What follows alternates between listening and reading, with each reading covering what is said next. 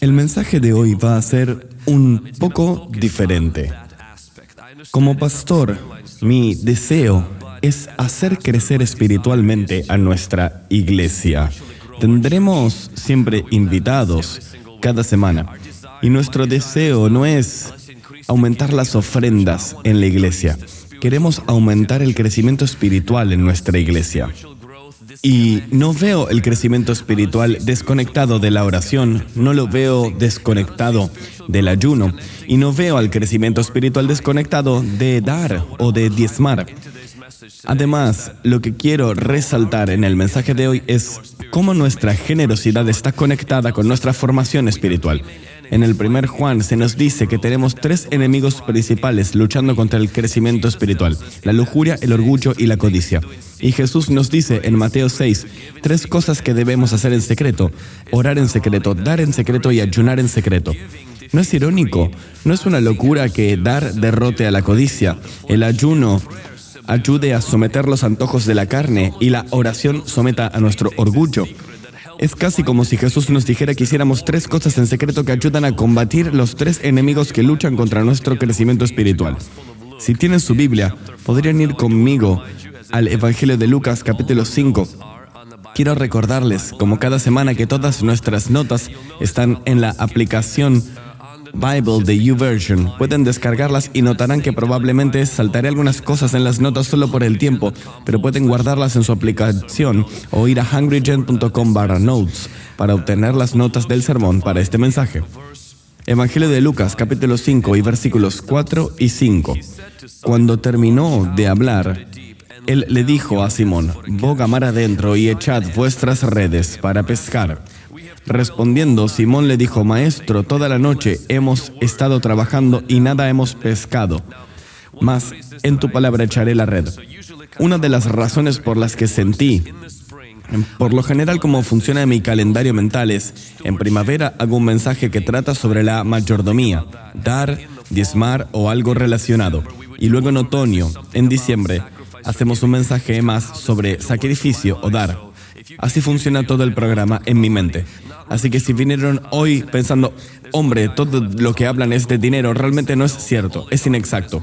Hubo un tipo que dejó un comentario en Google y dijo: todo lo que hablan es de dinero, y luego hacen liberación de manera rara y todo eso. Y eso me llegó un poco. Así que hice clic en ese tipo y miré todas las reseñas que dejó en la ciudad. Y dejó una reseña en la iglesia mormona 2 veces diciendo: esta es la mejor iglesia donde sientes la presencia de Dios. Pensé: hermano, no deberías haber mostrado tus cartas así. Porque si nunca hubieras dejado una reseña para una iglesia mormona, me la habría tomado personalmente, diciendo: ¿sabes qué? Quizás deberíamos bajarle el tono a hablar de dar, pero ahora que promoviste la iglesia mormona, veo dónde está tu corazón. De todos modos, no quiero rebajarme, y si eres mormón, eres bienvenido aquí, pero no lo somos nosotros, como probablemente ya lo descubriste. Notarán que el próximo domingo ya no haremos esto con sobres, ya no pasaremos cestas. A partir del próximo domingo, al salir, habrán 2 cestas de ofrendas y también en el vestíbulo, y simplemente reconoceremos el hecho de que somos una iglesia generosa y la forma en que damos es ABCD, oremos por hecho, y eso es todo. A partir del próximo domingo no habrá más cestas pasando. La razón por la que hoy también estoy dando este mensaje es porque esta es nuestra meta: construir una cultura en nuestra iglesia donde damos, oramos, ayunamos y ocasionalmente hablamos para reforzar y fortalecer esas disciplinas de nuestra vida cristiana. Amén.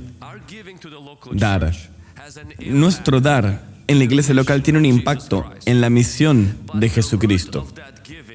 Pero la raíz de esa generosidad es que tiene un impacto espiritual en nuestra formación espiritual.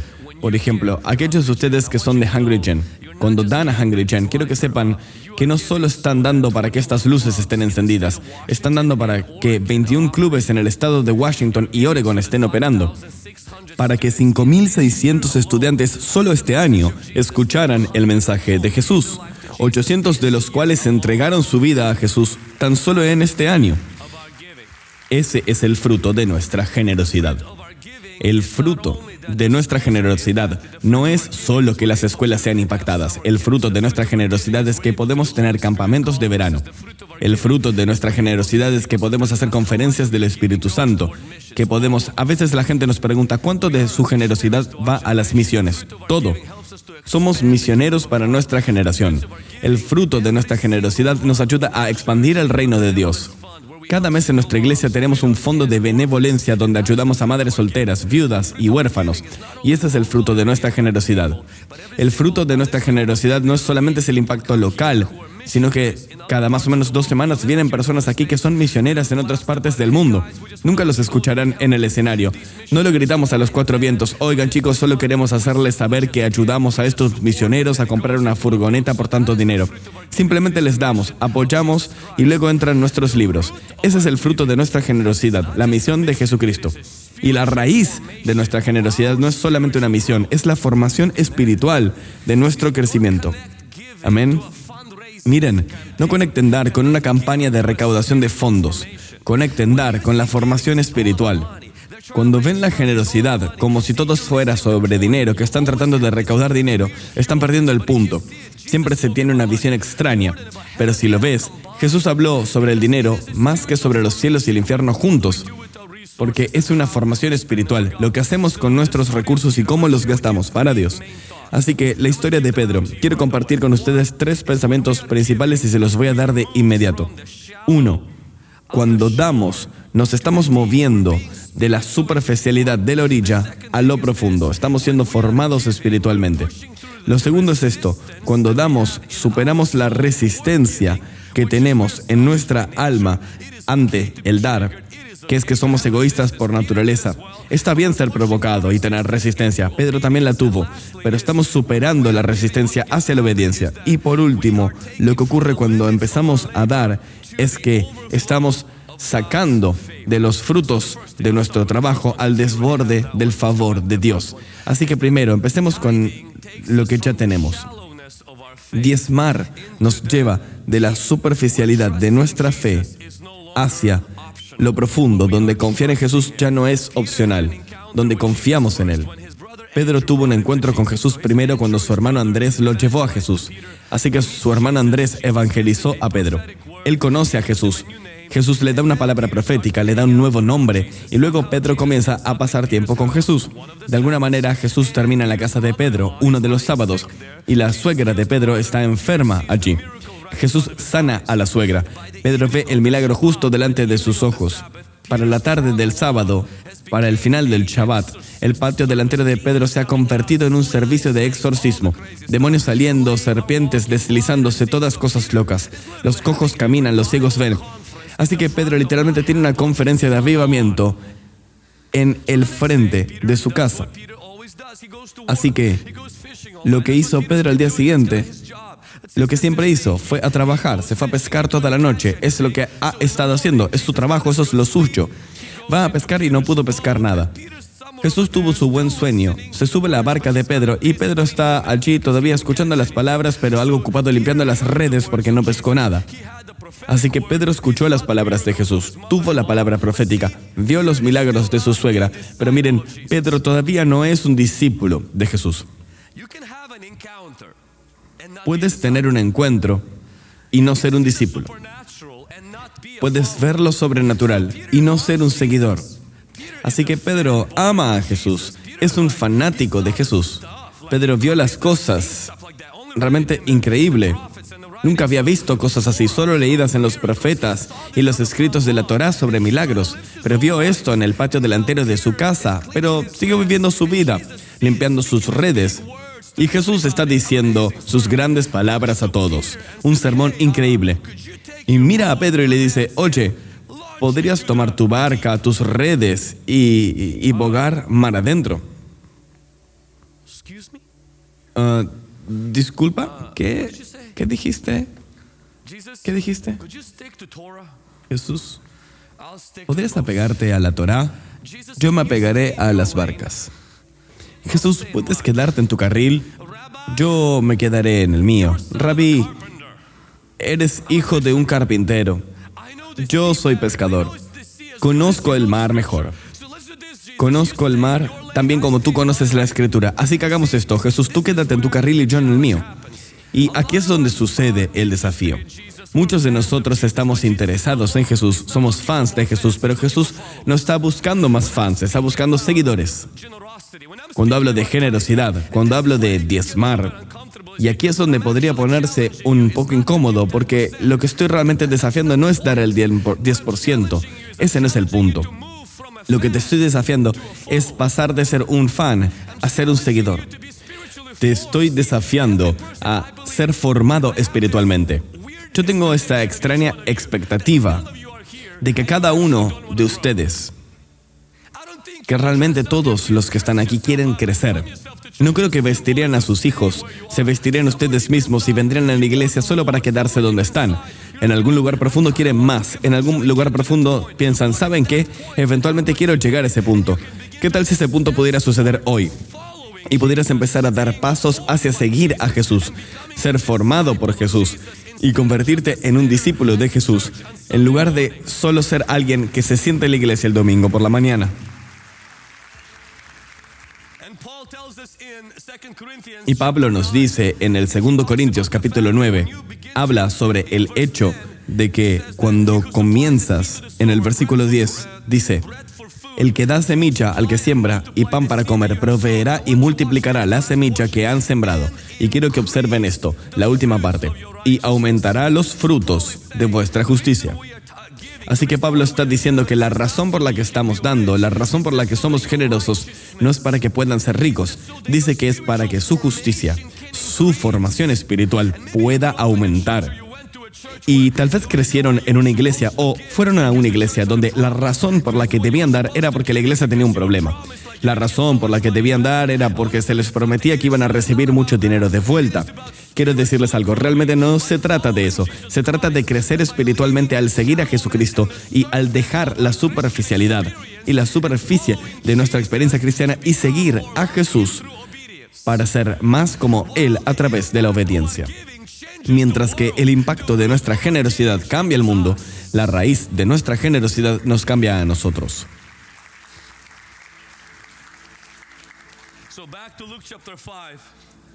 Volviendo a Lucas capítulo 5 y versículo 5.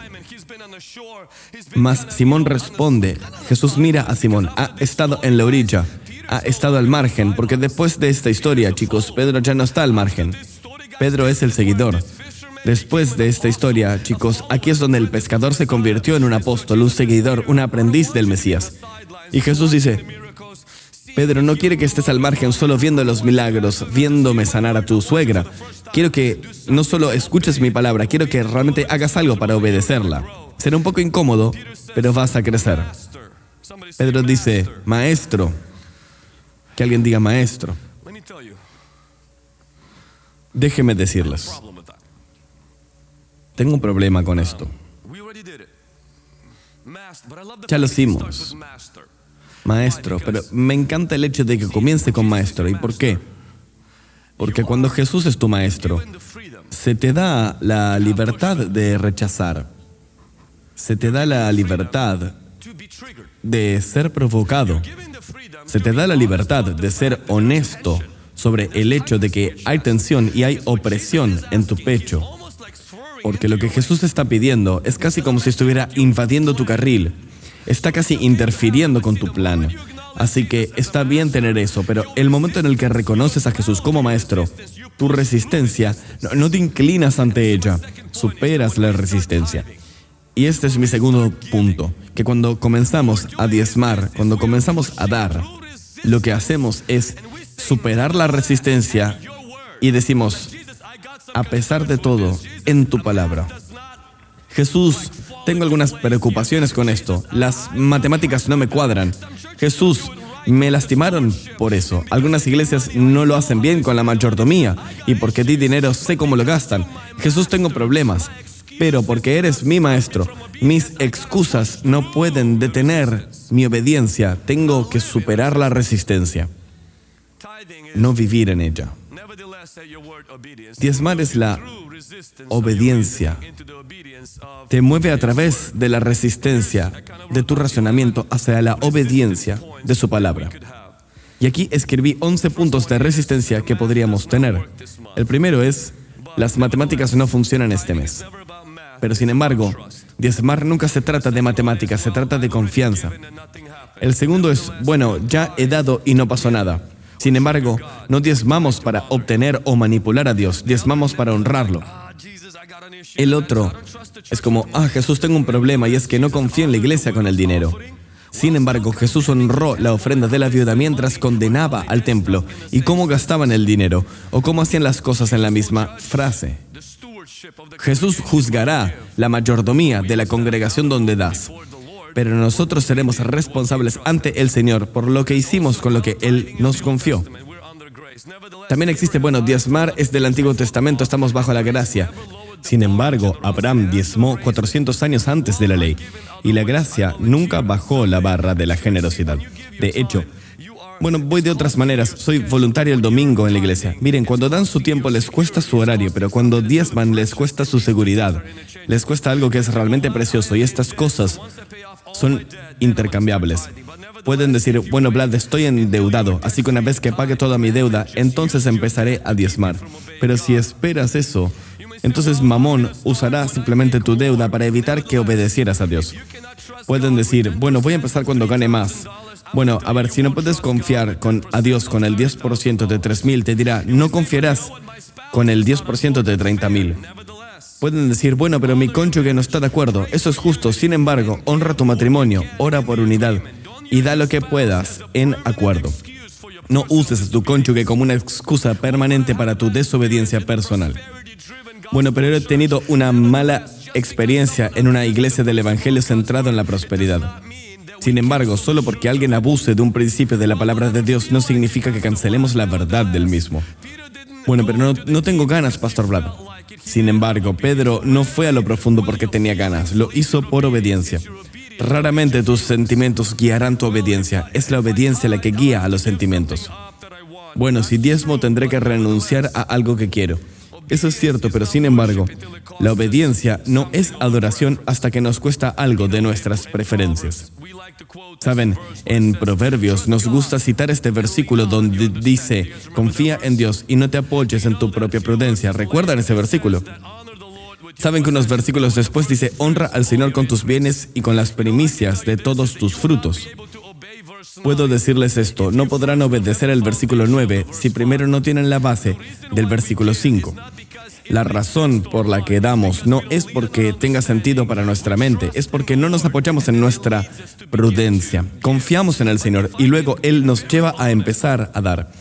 Pero si puedo ser muy honesto, detrás de nuestra prudencia hay un maestro con miedo de ser expuesto.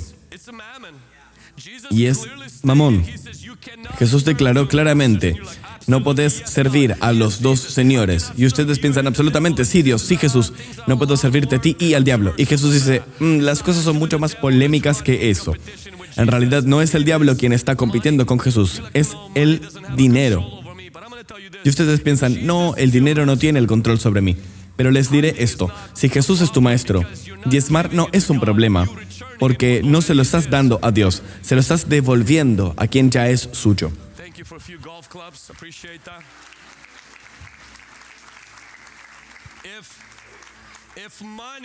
Si el dinero es tu maestro, no puedes diezmar. ¿Y por qué? Encontrarás todas las excusas porque Mamón no te dejará. La lógica entrará en juego y todas las otras cosas. ¿Y por qué? Porque ningún siervo puede gastar el dinero de su señor y Mamón nunca te dejará darle nada a Dios. Así que decide hoy. A veces la razón por la que hay tensión en el pecho cuando surge un tema así, piensan, hombre, ¿por qué no puedes simplemente hablar de la Biblia? La Biblia dice que no se deben tener otros dioses. Estoy atacando la idolatría, no estoy atacando el porcentaje. Y el problema de por qué hay tensión es porque Mamón tiene miedo de ser expuesto. Miren, cuando un tipo se acercó a Jesús y dijo, quiero tener vida eterna, y Jesús dijo, has guardado los mandamientos, y él le dijo, absolutamente, Señor. Jesús lo miró, lo amó, y Jesús sabía, no vayas en esa dirección. Y Jesús fue directo a lo mismo que lo hizo tensarse, enojarse, molestarse y entristecerse. y dijo, oye, creo que tienes un problema. Tu problema es que hay un gobernante, un maestro que vive debajo de todas estas cosas y no puedes seguirme a mí y a ese tipo, o yo o él. Jesús trazó la línea y dijo, no podemos hacer esto. Tienes que dar todo eso si realmente quieres seguir a Jesús. Y se fue, molesto. Miren, Pedro luchó con la tensión. ¿Y por qué? Porque Jesús era su maestro. Un gobernante rico ni siquiera luchó con la tensión, la abrazó, porque Jesús era un buen maestro. ¿Recuerdan cómo llamó el gobernante rico a Jesús? Buen maestro. Si Jesús es un maestro, la tensión que sienten, la tensión que el Evangelio provocará en ustedes, se esconderán detrás de la tensión, le echarán un poquito de azúcar teológica y dirán, bueno, no está en el Antiguo Testamento, lo de diezmar ni siquiera es para hoy. Justificarán no diezmar así, justificarán no dar, justificarán todo eso.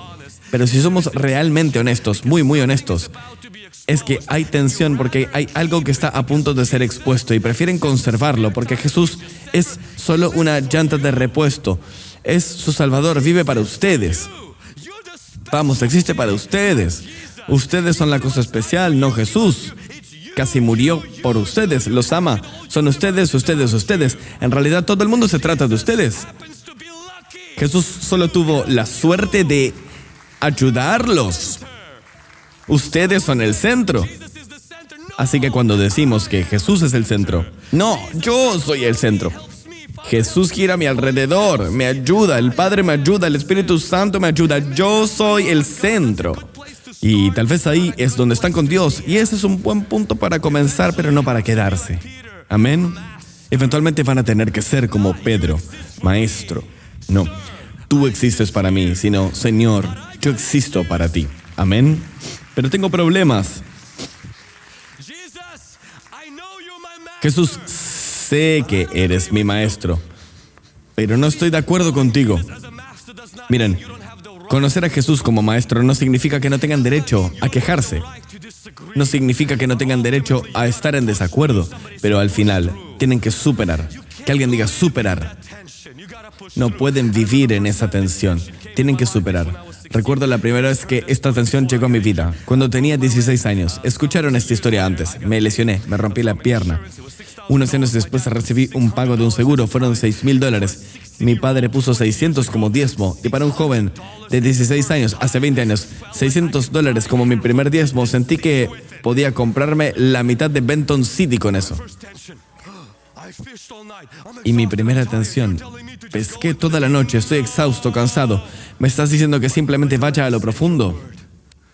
Pero sin embargo, en tu palabra, superé la resistencia. Nunca tuve problemas con el diezmo después de esto. Una vez que superas, es como si crecieras. Pero luego conseguí mi primera propiedad de alquiler a la edad de 20 años. Y no diezmaba de mis ingresos pasivos, porque sentía, hasta que tuve problemas con la propiedad de alquiler. Y por supuesto, siendo pentecostal, carismático, que habla en lenguas, fui y compré aceite virgen. Pensé, voy a ungir ese edificio de 4 unidades. Voy a reclamar las promesas de Dios, derribar fortalezas y toda maldición en el reino espiritual. Y mientras lo hacía y oraba por ello, dije, Señor, ¿ayudarías con esta propiedad, a los inquilinos y todo eso? Y sentí que el Espíritu Santo me empujó y me dijo, Vlad, ¿por qué lo sometes todo a mi señorío? Y yo dije, Señor, eres el Señor de todo. Y él dice, pero entonces, ¿por qué no devuelves el diezmo? Dije, Señor, pero son $60, ¿de verdad te importa? Además es mío. Mi tesoro. Son solo $60. Y recuerdo que tomé la decisión, dije, Señor, no solo de mis ingresos, sino también de mi aumento. Después de que esa resistencia fue superada, desde entonces, ser honesto con ustedes, se ha vuelto normal. Regalías o cualquier cosa en la que el Señor comenzó a abrir ese área de mi vida aún más, donde ahora es natural decir, Señor, te lo traigo. Miren, en Malaquías no dice, dale tu diezmo a Dios, dice, trae tu diezmo, porque tienen esta idea. En Levítico dice que el diezmo pertenece a Dios. Miren, cuando traen su diezmo, le están diciendo a Dios, eres mi maestro. No te lo estoy dando porque soy generoso, te lo estoy dando porque esto es tuyo. Amén. No soy un dador generoso, soy un mayordomo fiel. Sí, Él es dador generoso. Estoy agradecido de devolverle a mi Padre y decir te honro, te adoro con esto. El dinero es una forma de adoración a Dios. No lo adoro a Él, adoro con Él. Vamos, alguien.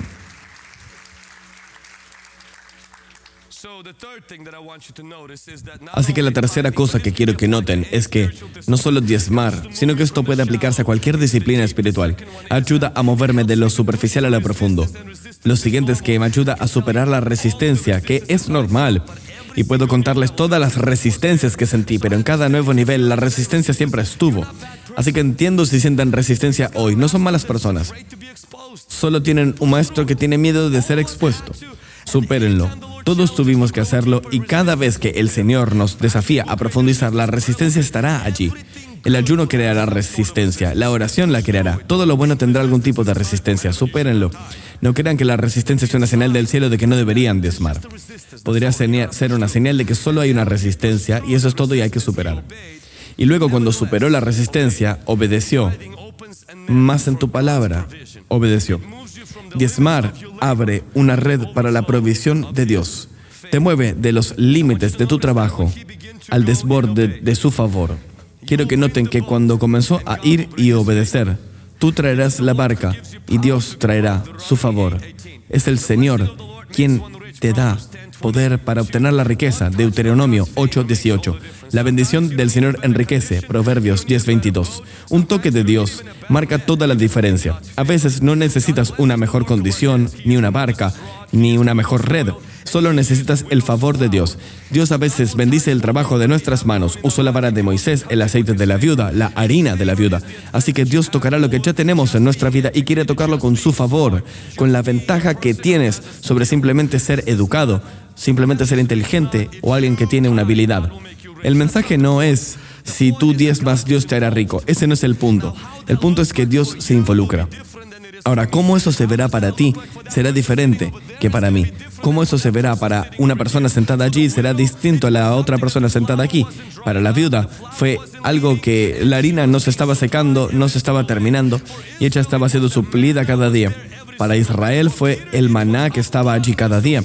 Para Pedro fue abundancia de peces. Así que recuerden, el milagro de Dios no siempre está en la abundancia, a veces está en la insuficiencia. Eso significa que tienen que aprender a alabar a Dios cuando tienen solo lo suficiente y tienen que aprender a alabar a Dios cuando tienen más que suficiente. Dios no está en una y no en la otra, Dios está en ambas. Tienen que conocer al pastor. El Señor es mi pastor, nada me faltará. Y esa es la bendición de Dios, no es una maldición de pobreza.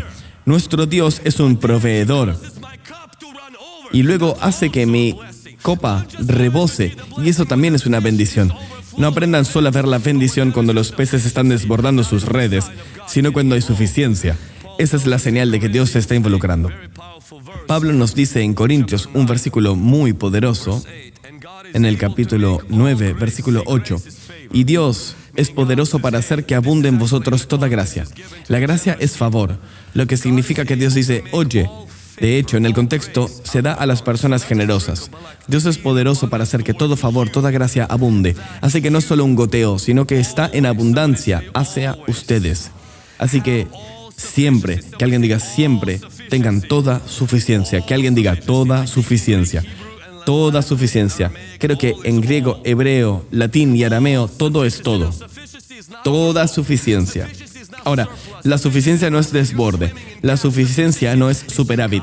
No es que nadan en dinero. La suficiencia es que tienen lo que necesitan para satisfacer sus necesidades. Y Dios es capaz de hacer eso. Toda suficiencia. Y luego, ni siquiera ha terminado con eso. Dice, en todas las cosas. Muchos todos. Vamos, alguien. Así que mi Dios es capaz de darme favor en mi vida para que tenga siempre toda suficiencia en todas las cosas. Hombre, esto es increíble. Pero no ha terminado allí. Este es Pablo. Este no es su predicador de la prosperidad favorito en YouTube. Es Pablo, el tipo que sufrió, que sabía cómo ser pobre, cómo sufrir por Jesús.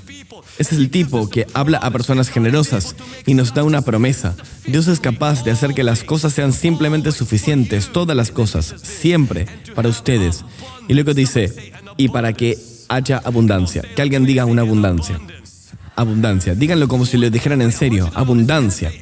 Para todo. Quiero que noten, no dijo todo buen sueño, no dijo toda buena ambición, dijo toda buena obra. He estado orando sobre este versículo en la oración de la madrugada. Digo, Señor, para la buena obra de nuestro campamento de verano tienes abundancia de fondos. Para la buena obra de nuestro ministerio y nuestro llamado tienes abundancia. Así que para mi vida principal, Él tiene suficiente. Para mi propósito, Él tiene abundancia. Wow. Dios tiene abundancia. Amén.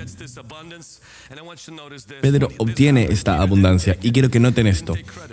Cuando esto sucedió, Pedro no se lo llevó, no se atribuyó el mérito, no se volvió arrogante. No, en otras palabras, cuando Dios está involucrado, la bendición no se te sube a la cabeza, se te va a las rodillas. Pedro se puso de rodillas y dijo, Jesús. No dijo Jesús, pesqué muy bien. Dijo Jesús, soy indigno. Es por esto que necesitan la bendición de Dios, porque no pueden atribuirse el mérito. Algunas personas tienen miedo de las bendiciones de Dios. Cuando trabajan duro, ese es el resultado de su trabajo. Cuando confían en Jesús y trabajan duro, es el resultado de su gracia. Se va de rodillas. Y Pablo le dice al joven Timoteo, eres un pastor joven, tendrás gente rica en tu iglesia. Y quiero que miren el versículo en Timoteo. Pablo dice esto, a los ricos de este siglo, manda que no sean altivos, lo que significa, no piensen que solo porque son ricos y son bendecidos, es por ustedes. Es el favor de Dios que está en su vida. Que no pongan la esperanza en las incertidumbres de las riquezas, sino en el Dios vivo. Y también quiero resaltar esto, que nos da en abundancia todas las cosas para que disfrutemos. No dejen que el diablo les mienta diciendo que de alguna manera las cosas que Dios los bendijo no pueden disfrutarlas. Disfrútenlas, pero no sean arrogantes, no sean altivos, no confíen en sus riquezas y finanzas. Es ahí cuando Pedro obtiene la bendición. Se pone de rodillas y dice, Jesús, no soy digno de ella, pero quiero que vean una cosa más. La Escritura dice que cuando esto terminó, Jesús mira a Pedro y le dice, Pedro, esto no es todo. La bendición no es la cima. La bendición no es todo. Dice, quiero que ahora me sigas y serás pescador de hombres. La lección más importante de esta historia, creo, para nosotros es esta. Cuando Dios les da una bendición, no tengan un romance con Dios, enamorándose de la bendición. No se aferren a la bendición, aférrense al dador. La bendición es atractiva. La bendición cambiará su código postal. La bendición probablemente cambiará la casa en la que vivirán, la ropa que usarán, pero quiero decirles, aférrense al dador, no al regalo. No se apeguen a la bendición, porque en esta temporada, esta bendición los hace bendecidos. En esta temporada podré causarles dolor si se apegan a ella.